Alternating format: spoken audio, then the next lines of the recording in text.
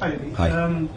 Does that game just show the value of taking chances, or the importance of taking chances? Because there's lots to be pleased with, but ultimately you let them into the game, I suppose. Yeah, no, absolutely. I think that would be a very fair reflection on what I've seen tonight. I think a lot of effort, a lot of commitment, a lot of heart from the players.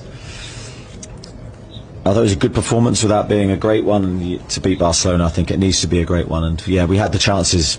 Two big moments in that first half we didn't take, and ultimately when you concede the first goal, the game swings on that moment. In the middle here, please.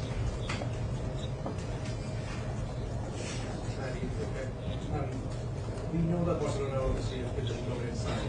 What assessment do you make of the primary team wasn't on the ball? Sorry, just say that last bit again. Off the ball. Yeah, I thought, look, we obviously tried to make it difficult for Barcelona to settle into the game. We wanted to try and regain the ball high if they played out from the back. I thought we had good success with that. I was pretty pleased. We knew there'd be phases also in the game where we'd have to defend a little bit lower. We would have to be good in defending space, and relatively pleased with that as well until the first goal, really. The first goal's a big moment. We don't mark.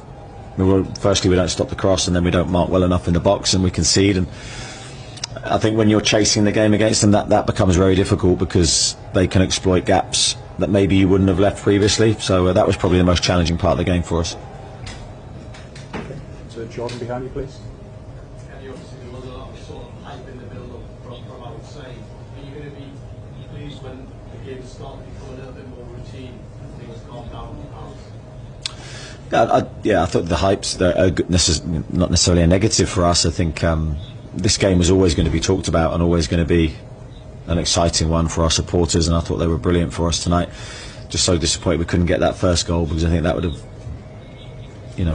taken us to another level. But the effort and endeavour was there from the players. There was no lacking in terms of heart and courage, as I said. And yeah, look, we could be critical of a couple of things that we could have done better, but ultimately we'll analyse it and try and improve and try and grow from this experience. Excellent. We'll go to Jordan Corner, and then we'll go to Scott in the second row.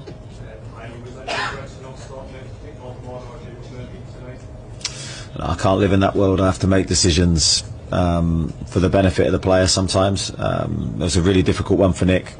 Of course, any player would want to start every game, but I've got to try and manage him into the team and try and make sure he stays fit. And I think that was always at the heart of this decision.